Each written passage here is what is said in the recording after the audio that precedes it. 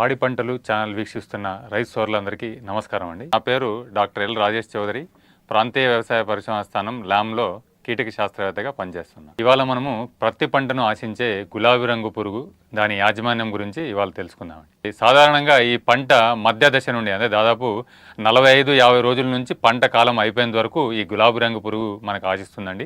గులాబీ రంగు పురుగుని సమర్థవంతంగా ఎలా నివారించుకోవాలంటే ఈ సమగ్ర యాజమాన్య పద్ధతులు అనేది చేపట్టాలండి. ప్రతి ఒక్క పురుగుకి ఏదైతే మనం చూసుకున్నట్లయితే కేవలం ఒక పురుగు మందులే కాకుండా ఈ సమగ్ర యాజమాన్య పద్ధతులు పాటిస్తేనే కొద్ది వరకు మనకు పురుగు ఉధృతి అనేది తగ్గుతుంది. ప్రత్యేకించి ఇక్కడ చూసుకున్నట్లయితే పంట కాలాన్ని పొడిగించుకోకుండా, అంటే రైతు సోదరులు ఏం చేస్తారంటే ఖరీఫ్ కాలానికి దాదాపు జూన్, జూలై, ఆగస్టు మాసాల్లో వేస్తుంటారు. అప్పుడు వేసినప్పుడు కూడా పంట కాలం పొడిగించుకోకుండా దాదాపు డిసెంబర్ కల్లా పంట పూర్తి చేసుకోవాలండి. ఎందుకంటే డిసెంబర్ రాత్రిన తర్వాత ఏమవుతుందంటే తర్వాత వేసే పత్తి ఏదైతే ఉందో దాని మీద ప్రభావం చూపిస్తుంది.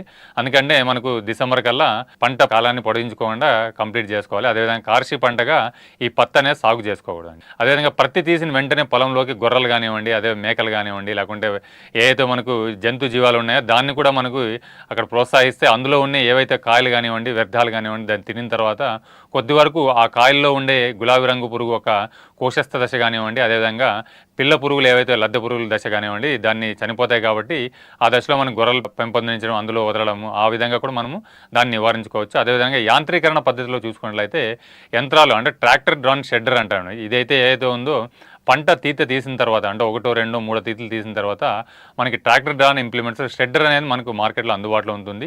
ఈ షెడ్డర్ని మనకు పంట పొలాల్లో ఏదైతే ఉందో కట్టలు దాని మీద మనకు తోలినట్లయితే బాగా నుసినుసిగా అయిపోయి అవి మొత్తము అందులో ఉండే కోశస్థలు కానివ్వండి, అదే పిల్ల పురుగులు కానివ్వండి, అది చనిపోవడానికి అవకాశం ఉంటుంది.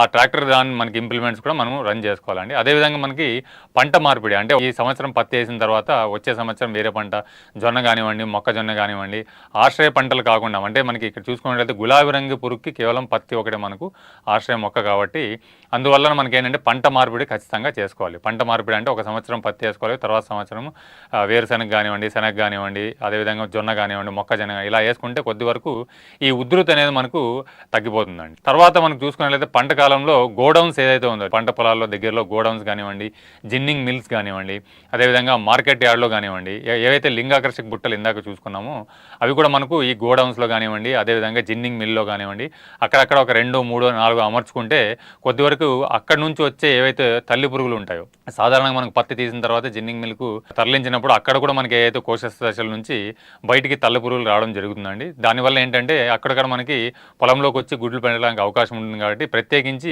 గోడౌన్స్లో కానివ్వండి, అదేవిధంగా జిన్నింగ్ మిల్స్లో కానివ్వండి కొద్ది వరకు ఈ లింగాకర్షక బుట్టలు పెట్టుకున్నట్లయితే ఈ తల్లి పురుగులు కూడా అక్కడ ఆకర్షపడతాయి. తర్వాత వచ్చేసరికి మనకి ట్రైకోగ్రామ పరాన్న జీవులు కూడా మనకు అందుబాటులో ఉంటాయి. అది మనకు ఎకరాకు ఒక 60,000 చొప్పున పూత దశలో ఖచ్చితంగా ఈ పరాన్నజీవులు వారంలో ఒక వారం రోజుల వ్యవధిలో 3 సార్లు మనము విడుదల చేయాలండి. ఇలా విడుదల చేసినట్లయితే మనకు ఈ గుడ్డు పరాన్నజీవి ఏదైతే ఉందో ట్రైకోగ్రామ మనకు గులాబీ రంగు పురుగుల గుడ్ల మీద మనకు ప్రభావం చూపిస్తుంది. కాబట్టి అక్కడ మనకు గుడ్లు చనిపోవడం జరుగుతుంది. దీనివల్ల మనకేంటంటే ఉధృతి కూడా తక్కువగా కనపడుతుందండి. అదేవిధంగా సామూహికంగా ఎక్కువ సంఖ్యలో మనకు బుట్టలు పెట్టుకోవడం, ఇదేంటంటే మేటింగ్ రిసెప్షన్, మాస్ ట్రాపింగ్, అదేవిధంగా ఇలా రకరకాలు ఉంటాయి. అందులో చూసుకున్నట్లయితే సామూహికంగా అన్ని పంట పొలాల్లో మాస్ ట్రాపింగ్ పద్ధతిలో మనకు పెట్టుకున్నట్లయితే ఏమైందంటే ఆడ మరియు మగ పురుగులు మధ్య ఈ ఏవైతే ఉందో మేటింగ్ డిస్రప్షన్ అంటామండి. ఇలా మనం తగ్గిపోవడం, సంఖ్య తగ్గిపోవడం, అదేవిధంగా ఈ ఉధృతి కూడా మనం తగ్గించుకోవచ్చు అండి. అదేవిధంగా రైతు సోదరులు కూడా ఏంటంటే పంట మనం వేసేటప్పుడు ఖరీఫ్ కాలంలో రైతు సోదరులు అక్కడక్కడ అన్ని 15 రోజులకు 20 రోజులకు అలా వేస్తుంటారు. అలా కాకుండా సామూహికంగా ఒకేసారి పంట వేయడము, ఒకేసారి విత్తనం వేయడం, అదేవిధంగా సామూహికంగా అన్ని చోట్ల మనకు లింగాకర్షక బుట్టలు పెట్టుకోవడం వల్ల కొద్ది వరకు ఈ తల్లి పురుగుల ఉధృతి కూడా తగ్గుతుందండి. అదేవిధంగా పొలంలో మనకి గుడ్ల సంఖ్య కూడా తగ్గించుకోవచ్చు. అదేవిధంగా చూసుకున్నట్లయితే జనవరి నుంచి మే ఆఖరి వరకు ఏవైతే ఉన్నాయో అంటూ ఎక్కువగా రైతు సోదరులు ఏం చేస్తారంటే ఖరీఫ్ పంటగా మనకు పత్తి సాగు చేస్తుంటారు. అది కాకుండా కొద్దిమంది రైతు సోదరులు ఏంటంటే ఏప్రిల్ కానివ్వండి, మార్చి కానివ్వండి అలా కూడా వేసుకుంటూ అంటారు. దానివల్ల మనకు ఎక్కువగా నష్టం కలిగే అవకాశం ఉంది. కాబట్టి ఖచ్చితంగా జనవరి నుంచి మే ఆఖరి వరకు ఎటువంటి పత్తి అనేది సాగు చేయకోకుండా మనం నిలిపేస్తే కొద్ది వరకు ఈ లింగాకర్షక లింగాకర్షక బుట్టలు పెట్టడం, అదేవిధంగా ఈ పత్తి సాగు జనవరి నుంచి అదేవిధంగా మే వరకు మనకి ఏవి కాకుండా కొద్ది వరకు ఉధృతి అనేది తగ్గించుకోవచ్చండి. ఇవన్నీ యాజమాన్యాలు పాటించినప్పటికీ కూడా పురుగు మందులు పిచికారీ అనేది మనకు ఆఖరిగా వచ్చే ఒక విషయం అండి. ఇక్కడ కూడా మనకి ఏంటంటే ఎటువంటి మందులు పిచికారీ చేసుకోవాలి, ఎప్పుడు పిచికారీ చేసుకోవాలి, ఇందాక చూసుకున్నట్లయితే మనకు ఖచ్చితంగా ఈ 45 రోజుల నుంచే ఈ గులాబీ రంగు పురుగు ఉంటుంది కాబట్టి ఆ 45 రోజులకే మనం చెప్పుకున్నట్లు నిఘా అనేది ఏర్పరచుకోవాలండి. ఆ నిఘాలో భాగంగా ఏంటంటే గులాబీ రంగు పురుగులో ఒక ఆకర్షపడే ఈ లింగాకర్షక బుట్టలు పెట్టుకోవాలి. అదేవిధంగా మనకు 45 రోజుల నుంచి మనకి ఏ అయితే మందులు పిచికారీ చేయాలి, అదేవిధంగా ఎటువంటి మందులు పిచికారీ చేయాలని మనకి పటంలో చూసుకున్నట్లయితే 45 రోజుల్లో మనకి నిఘా ఏర్పరచుకున్న తర్వాత 75 రోజులు కానివ్వండి, అదేవిధంగా 90 రోజులు కానివ్వండి, అదేవిధంగా 105 రోజులకు ఒకసారి, 115 రోజులకు ఒకసారి, అలా 125 రోజులకు ఒకసారి, ఇలా మార్చి ఏంటంటే ఒకటో పిచికారీ, రెండో పిచికారీ, మూడో పిచికారీ, నాలుగో పిచికారీ, అలా ఐదో పిచికారీ అనేది మనకి పురుగు మందులు మార్చుకుంటూ మనము పిచికారీ చేసుకోవాలండి.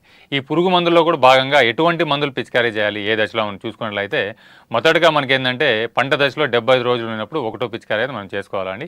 ఇక్కడ చూసుకున్నట్లయితే మనకు 5% వేప గింజల కషాయము లేదా వేప నూనె మనకి మార్కెట్లో అందుబాటులో ఉంటుంది. అది మనం పిచికారీ చేసుకుంటే కొద్ది వరకు ఈ తల్లి పురుగులు అనేది గుడ్లు పెట్టుకోకుండా ఆపుతుందండి. అంటే మొదటి దశలో మనం చూసుకున్నట్లయితే ఎప్పుడైతే మనకు 45 రోజుల నుంచే ఈ గులాబీ రంగు పురుగు ఉధృతి పెరుగుతుంది కాబట్టి ఖచ్చితంగా మొదటి దశలో వేప నూనె కానివ్వండి, వేప గింజల కషాయం పిచికారీ చేసుకుంటే తల్లి పురుగులు మనము ఆ గుడ్లు పెట్టుకోకుండా నివారించుకోవచ్చు. అదేవిధంగా ప్రొఫెనోఫాస్ అనే మందు మనకి అందుబాటులో ఉంటుంది. అది కూడా మీకు లీటర్ నీటికి 2 ml చొప్పున పిచికారీ చేసుకుంటే, అదేవిధంగా థయోడికార్బ్ అనేది కూడా మనం పిచికారీ చేసుకుంటే ఈ ప్రొఫెనోఫాస్ అనే మందు ఓవిసైడల్ అంటే మనకు గుడ్ల మీద బాగా పనిచేస్తుంది కాబట్టి మొదటి దశలో కానివ్వండి, రెండో దశలో కానివ్వండి ఖచ్చితంగా ఈ ప్రొఫెనోఫాస్ అనేది పిచికారీ చేసుకోవాలి. తర్వాత పంట దశ 90 రోజులు ఉన్నప్పుడు రెండో పిచికారీ చూసుకున్నట్లయితే ప్రొఫెనోఫాస్ అదేవిధంగా క్వినాల్ఫాస్ అనేది లీటర్ నీటికి 2.5 ml చొప్పున మనం పిచికారీ చేసుకోవచ్చు.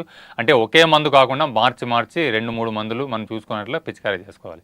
తర్వాత దశలో వచ్చేసరికి పంట దశ 105 రోజులు ఉన్నప్పుడు ప్రొఫెనోఫాస్ కానివ్వండి, అదేవిధంగా థయోడికార్బ్ కానివ్వండి, అదేవిధంగా క్వినాల్ఫాస్ కానివ్వండి, లేకుంటే క్లోరోఫైరిఫాస్, ఈ 4 మందులు ఏదైనా ఒకటి మనము 100 నుంచి 105 రోజుల లోపు మనకు ఈ దశలో మనము మార్చి ఏదైనా ఒక మందు పిచికారీ చేసుకోవాలి. అంటే ముందు దశలో పిచికారీ చేసిన మందు కాకుండా వేరే మందు పిచికారీ చేసుకుంటే కొద్ది వరకు పురుగు నిరోధక శక్తి అనేది మనము తగ్గించుకోవచ్చండి. తర్వాత మనకు 115 రోజుల్లో ఏవైతే ఉన్నాయో ఈ 4గో పిచికారీ చూసుకున్నట్లయితే ఇదే ప్రొఫెనోఫాస్ కానివ్వండి, అదేవిధంగా థయోడికార్బ్ కానివ్వండి, క్వినాల్ఫాస్ కానివ్వండి, ఇవి కూడా మనకు మార్చి పిచికారీ చేసుకోవాలి. ఎందుకంటే మన ప్రొఫెనోఫాస్ అనేది గుడ్డు మీద బాగా పనిచేస్తుంది కాబట్టి, అదేవిధంగా థయోడికార్బ్ కూడా పిల్ల పురుగుల మీద బాగా పనిచేస్తుంది కాబట్టి మొదటి 3-4 దశల్లో ఖచ్చితంగా ఈ మందు పిచికారీ చేసుకోవాలండి. ఈ మందుతో పాటు వేప నూనె కూడా మనం పిచికారీ చేసుకుంటే కొద్ది వరకు ఈ పురుగుని మనం నియంత్రణలో ఉంచేసండి. తర్వాత 100 రోజులు దాటిన తర్వాత అంటే 120 రోజులు దాటిన తర్వాత 5దో పిచికారీలు చూసుకున్నట్లయితే ఈ పైరథ్రాయిడ్స్ జాతికి చెందిన మందులు ఏవైతే ఉన్నాయో మనకి చూసుకున్నట్లయితే అందుబాటులో ఉండే సైపర్మెథ్రిన్ కానివ్వండి, సైపర్మెథ్రిన్ 10 EC కానివ్వండి, 20 EC కానివ్వండి, అదేవిధంగా లాంబ్డా సైలోత్రిన్ అనేది మనకు మార్కెట్లో అందుబాటులో ఉంటుంది. ఈ సైపర్మెథ్రిన్ అయితే లీటర్ నీటికి 10 EC అయితే 1 ml చొప్పున పిచికారీ చేసుకోవాలి. అదేవిధంగా లాంబ్డా సైలోత్రిన్ మనకు 5 EC అనేది మార్కెట్లో అందుబాటులో ఉంటుంది. ఇది కూడా లీటర్ నీటికి 1 ml చొప్పున పిచికారీ చేసుకోవచ్చు. ఇలా మార్చి మనకి అన్ని రకాల పురుగు మందులు పిచికారీ చేసుకున్నట్లయితే కొద్ది వరకు తల్లి పురుగు కానివ్వండి, అదేవిధంగా పిల్ల పురుగులు కానివ్వండి, అదేవిధంగా గులాబీ రంగు పురుగు పూత దశలో ఉండే పురుగులు కూడా మనం నివారించుకోవచ్చు అండి. ప్రత్యేకించి 100 రోజులు 135 రోజులు దాటిన తర్వాత ఒకవేళ మనకి అవకాశం ఉంటే ఒక రెండోసారి కానివ్వండి మనం ఈ లాంబ్డా సైలోత్రిన్ కానివ్వండి, సైపర్మెథ్రిన్ అంటే మన పైరథ్రాయిడ్స్ జాతికి చెందిన మందులు కూడా మనం పిచికారీ చేసుకోవచ్చు రెండోసారి. ఇవన్నీ మనం పద్ధతులు ఏవైతే ఉన్నాయో సమగ్ర యాజమాన్య పద్ధతులు మనం చూసుకున్నామండి.